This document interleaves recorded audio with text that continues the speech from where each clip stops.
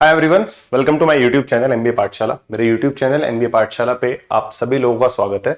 Start करता है आज का सेशन। ये हमारा 5th सेशन है ज्योमेट्री और मेंसुरेशन के कैट 2022 के प्रीवियस ईयर क्वेश्चंस का।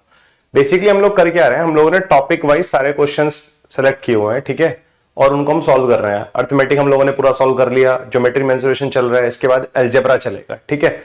तो देखते हैं गाइस, आज का क्वेश्चन, मैंने ये क्वेश्चन आप लोगों को लास्ट वीडियो में बोला था कि आप लोग इसको सॉल्व करना, ठीक है, और इस क्वेश्चन का आंसर आपको लास्ट वीडियो के कमेंट सेक्शन में लिखने के लिए बोला था, ठीक है।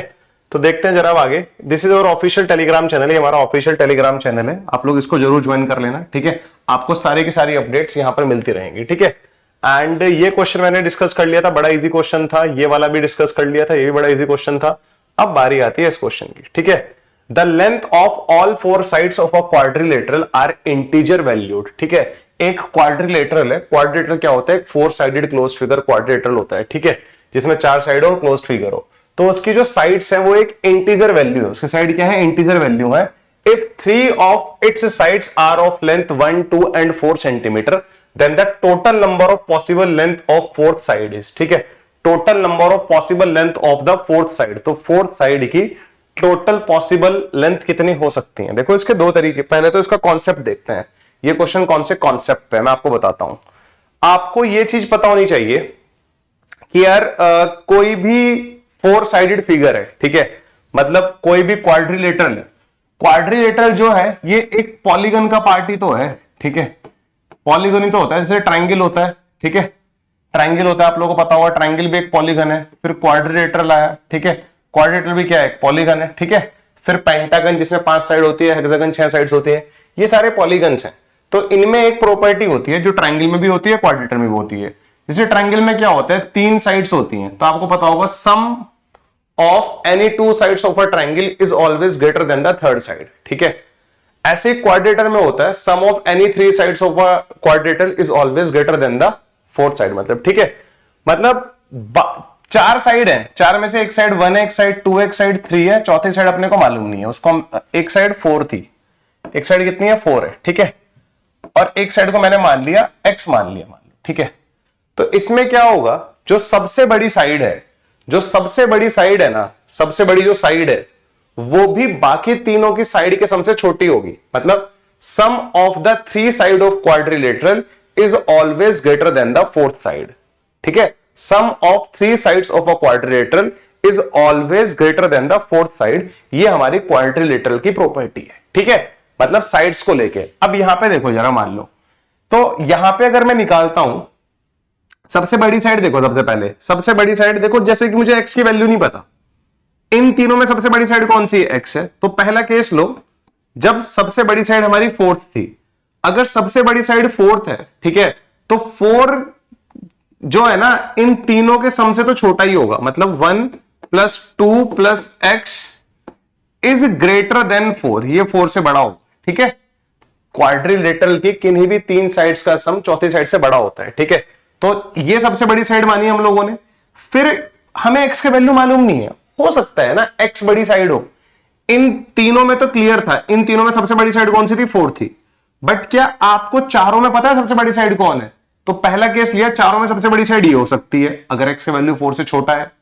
अगर x का वैल्यू 4 से बड़ा है तो फिर हमारी सबसे बड़ी साइड कौन सी होगी, x होगी। तो सेकंड कंडीशन क्या बनेगी हमारी, 1 + 2 + 4, 1 + 2 + 4 इज ग्रेटर देन x। ये हमारी पॉसिबल चीजें हैं, यहीं से अपना वैल्यू निकलेगा। देखो यहां से देखो, 1 + 2 कितना होता है जी, 3 होता है, उधर माइनस हो जाएगा, तो x 4 - 3 1, तो x इज ग्रेटर देन 1। यहां से कंडीशन आने लग रहा है।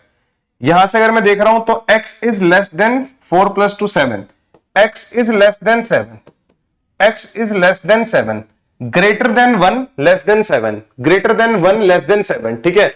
और इंटीजर वैल्यूज इसने बोली है, ग्रेटर देन 1 और लेस देन 7। कितनी इंटीजर वैल्यूज पॉसिबल है, 2 है, 3 है, 4 है, 5 है, 6 है। There are 5 possible values are there are 5 possible values. तो कितनी पॉसिबल वैल्यूज है हमारे पास, 5 है। 5 is the correct answer to this question, ठीक है। ये बात आपको समझ में आ गई क्या, जरा मुझे बताओ, ये बात आप लोगों को समझ में आ गई क्या, ठीक है। मतलब क्वाड्रिलेटरल में जैसे ट्राइंगल में होता है ना, जो सबसे बड़ी साइड है, जो सबसे बड़ी साइड है वो भी क्या होती है, बाकी दोनों के सम से छोटी होती है। ठीक है, मतलब इंग्लिश में बोलूं तो sum of any two sides of a triangle is always greater than the third side. ठीक है, किन्हीं भी दो साइड्स का सम। अब मुझे यहां पर चौथी साइड पता नहीं थी, तो सबसे बड़ी साइड कौन सी होगी मालूम ही नहीं है। सबसे बड़ी साइड अगर देखूं, क्योंकि एक्स ही पता ही नहीं एक्स क्या होगा, तो पहला केस लिया जब 4 सबसे बड़ी साइड है। तो जब 4 सबसे बड़ी साइड है ना, तो इन तीनों के सम से 4 तब भी छोटा होगा, तो इन तीनों का सम बड़ा होगा 4 से। और अगर x हमारी सबसे बड़ी साइड है तो इन तीनों का सम तब भी x से बड़ा होगा, इन तीनों का सम तब भी x से बड़ा होगा। तो हमें दो रिजल्ट मिले यहां से, x ग्रेटर देन 1 और x greater than 7। Integer values कितनी है, 1 से बड़ी 7 से छोटी, these are the integer values. 5 is the answer to this question. ठीक है, बड़ा इजी क्वेश्चन था, 22 के स्लॉट 3 का क्वेश्चन था। ठीक है, ये वाला क्वेश्चन भी हमारा कैट 2022 का है, स्लॉट इसमें लिखना भूल गया मैं। ठीक है, बट है ये कैट 2022 का। ठीक है, जहां तक मुझे लग रहा है आई थिंक स्लॉट 2 या 3 में से होगा, एग्जैक्ट नहीं है तो प्रीवियस ईयर तो है ना, बात खत्म। इसको देखते हैं जरा। अब in a triangle ABC, AB equals to AC equals to 8 centimetre. ठीक है, यानी कि आइसोसेलेस ट्राइंगल है। A circle draw with BC as diameter, a circle draw with BC as diameter passes through A। ठीक है, a circle draw with BC as diameter, okay, passes through A। BC को diameter मान के एक circle बनाया गया। तो सबसे पहले BC बना लेते हैं यहां पे। ठीक है, हाँ, मान लो ये यहां पर BC है, BC को मान के एक सर्कल बनाया गया जो कि A से पास हो रहा है। तो वो सर्कल इस तरह से बनेगा ना, पहले तो सर्कल को देख लो। मान लो ये वो सर्कल है। ठीक है, ये पॉइंट इसमें मान लो यहां पर क्या है, B है, और ये पॉइंट इसमें मान लो यहां पर क्या है, C है, और AB AC के इक्वल दिया हुआ है। ठीक है, ये पॉइंट मान लो यहां पर A है।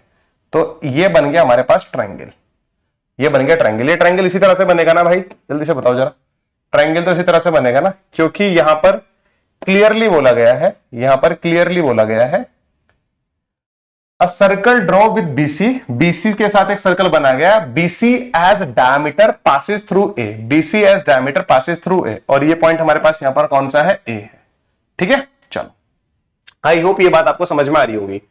Another circle draw with centre at A passes through B and C। ठीक है, another circle draw with centre A passes through B and C, इसको सेंटर मान के एक सर्कल बनाया गया जो कि B और C से पास हो रहा है। इसको सेंटर मान के, तो मेरे हिसाब से जो बनेगा ना, इसको सेंटर मान के, तो ये रेडियस हो गई, ये भी रेडियस हो गई, ये भी रेडियस है, ये भी रेडियस है। ठीक है, तो लगभग लगभग वो कुछ इस तरह से बनेगा जी, वो कुछ इस तरह से बनेगा सर्कल।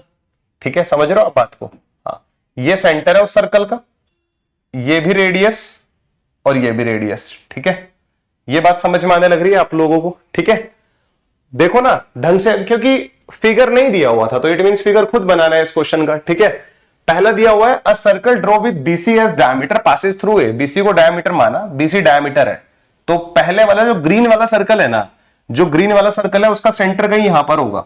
ठीक है, और उसकी रेडियस निकाल लेंगे हम लोग। वैसे हमें ये 8 दिया हुआ है, ये 8 है, ये भी 8 है। ठीक है, सेमी सर्कल के अंदर, जैसा भी सेमी सर्कल के अंदर अगर ट्राइंगल बनता है तो राइट एंगल ट्राइंगल होता है।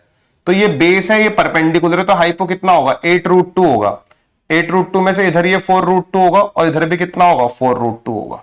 रेडियस पता है ना, देखो छोटी छोटी बातें मुझे बतानी पड़ती हैं, मुझे ऐसा लगता है बेसिक्स पढ़े हुए नहीं है। ये 8 है, अगर ये वाली साइड 8 है, ये वाली साइड 8 है, तो ये 8√2 होगा। ये पूरा 8√2, तो रेडियस 4√2, रेडियस 4√2। ये बात तो मुझे समझ में आ गई। जो बड़े वाला सर्कल है, देखो उसके बारे में क्या बोला गया था, another circle draw with centre at A, with centre at A passes through B and C। A को सेंटर मान के B और C से पास हुआ, passes through B and C, then the area in centimetre square of the overlapping region between the two circles. Overlapping region देखो जरा ध्यान से, ओवरलैपिंग रीजन कौन सा है? ठीक है, ओवरलैपिंग रीजन देखो, ये वाला सर्कल और ये वाला सर्कल, इसमें ओवरलैपिंग रीजन ये है जिसको मैं हाईलाइट कर रहा हूं। ये ओवरलैपिंग रीजन है, ये वाला और ये वाला। ये रीजन ऐसा है जो दोनों सर्कल्स में आ रहा है, जिसको मैंने इस सर्कल से देख लो जरा, जो मैंने येलो कलर से मैं इसको ये कर रहा हूं, ये हमारा ओवरलैपिंग पार्ट है जो कि दोनों सर्कल में आ रहा है। हमें इस ओवरलैपिंग पार्ट का एरिया बताना है। देखो सबसे पहली बात तो ये बनता हुआ नजर आ रहा है क्वार्टर, जो ब्लू शेड में दिखाई दे रहा है ना आपको, ये क्वार्टर है। बड़े वाले सर्कल को ध्यान से देखो, बड़े वाले सर्कल की रेडियस, ये भी रेडियस, तो ये क्या बना, एक सेक्टर बना। सेक्टर का एरिया कितना होता है, theta upon 360 pi r square, theta upon 360 pi r square होता है ना। रेडियस कितनी है उसकी, 8 है। और वैसे तो आपको थीटा भी पता है कितना है, क्योंकि छोटे वाले सर्कल को ध्यान से देखो, छोटे वाले सर्कल में ये क्या है, डायमीटर है। डायमीटर को मान के अगर कोई भी ट्रायंगल बनता है वो राइट एंगल ट्रायंगल बनता है, सेमी सर्कल की प्रॉपर्टी है। तो ये एंगल कितना होगा, 90 डिग्री होगा। तो थीटा का वैल्यू कितना आ गया, 90। तो ये तो आ गया हमारे पास किसका एरिया, इस वाले रीजन का एरिया तो आ गया, इतने रीजन का एरिया मेरे पास आ चुका है। बट ये भी तो निकालना पड़ेगा ना मुझे, अभी ये वाला पार्ट भी तो निकालना पड़ेगा ना भाई, ये वाला पार्ट भी तो मुझे निकालना पड़ेगा ना। तो इसको देखते हैं ये कैसे निकलेगा। वैसे तो बड़ा सिंपल है ये, ठीक है। सेमी सर्कल दिखाई दे रहा है, छोटे वाले सर्कल का सेमी सर्कल, छोटे वाले सर्कल का आधा पार्ट, छोटे वाले सर्कल का आधा पार्ट दिखाई दे रहा है ये। इसमें से अगर मैं सेमी सर्कल में से इस ट्राइंगल का एरिया अगर माइनस कर देता हूं, छोटे वाले सर्कल में से अगर इस ट्राइंगल का एरिया माइनस कर देता हूं, ये तो राइट एंगल ट्राइंगल है, राइट एंगल ट्राइंगल का बेस भी पता है, हाइट भी पता है। छोटे वाले सर्कल में से, सेमी सर्कल में से इस ट्राइंगल का एरिया अगर माइनस कर दिया तो इन शेडेड पोर्शन का एरिया आ जाएगा। करते हैं जी, जरा देखते हैं। छोटे वाले सर्कल का एरिया देखो जरा पहले कितना होगा, छोटे वाले सेमी सर्कल का एरिया, रेडियस कितना है 4√2, हाफ पाई, रेडियस कितना है 4√2, 4√2 का स्क्वायर, ठीक है। सेमी सर्कल के एरिया में से इस ट्राइंगल का एरिया माइनस करो, ट्राइंगल का एरिया कितना होगा, बेस 8 हाइट भी 8, माइनस हाफ, बेस भी 8 और हाइट भी 8, ठीक है। तो पहले हम लोगों ने निकाला इस वाले सेक्टर का एरिया, ये वाला सेक्टर जो बन रहा है, इस वाले सेक्टर का एरिया ये रहा। फिर मुझे निकालना था ये शेडेड पोर्शन जो मैंने ग्रीन कलर से शेडेड किया है। अब इसको मैंने कैसे निकाला, छोटे वाले सेमी सर्कल, छोटे वाले सर्कल का आधे पार्ट में से इस ट्रायंगल का एरिया यदि माइनस कर दो तो ये जो ग्रीन कलर से मैंने शेड किया है इसके एरिया निकल जाएगा, ठीक है।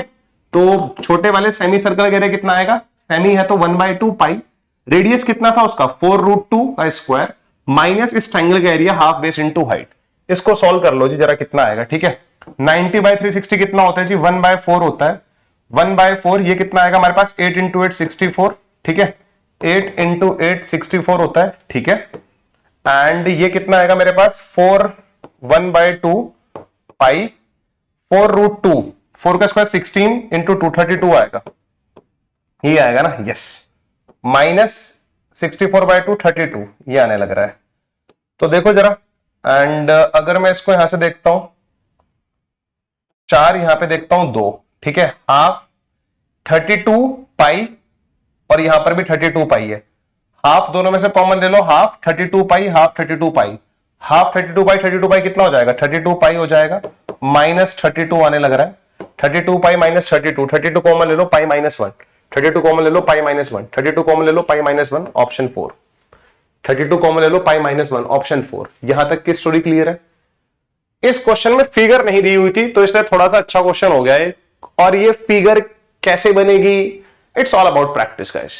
अगर प्रैक्टिस की हुई है ढंग से ज्योमेट्री क्वेश्चंस की तो ये जो लैंग्वेज है समझ में आ जाएगी। और अगर ज्योमेट्री के क्वेश्चंस की प्रैक्टिस नहीं करी है तो फिर थोड़ा इस लैंग्वेज को समझने में थोड़ी प्रॉब्लम हो सकती है। बट मैं इस क्वेश्चन को भी मॉडरेट लेवल का ही बोलूंगा, मुझे तो ये डिफिकल्ट किसी एंगल से दिखाई देता नहीं है, ठीक है। तो क्योंकि इस तरह के क्वेश्चंस हम लोग अपनी क्लासेस में कराते हैं पढ़ाते टाइम, तो फिर तो ये टिपिकल होने नहीं चाहिए ना, ठीक है। तो ये थे 2 क्वेश्चन आज की क्लास के। एक क्वेश्चन मैं आपको होमवर्क में दे रहा हूं, ये क्वेश्चन एक्चुअल में कोऑर्डिनेट ज्योमेट्री का है बट क्वेश्चन इजी है, स्लॉट 1 का क्वेश्चन है, कैट 22 का। सो आप लोग इस क्वेश्चन को सॉल्व करिएगा और इसका आंसर इस वीडियो के कमेंट सेक्शन में लिखना, ठीक है। फिर हम लोग मिलेंगे नेक्स्ट वीडियो में, तब लोग हम बाकी क्वेश्चन तब डिस्कस करते हैं, ठीक है। चलो।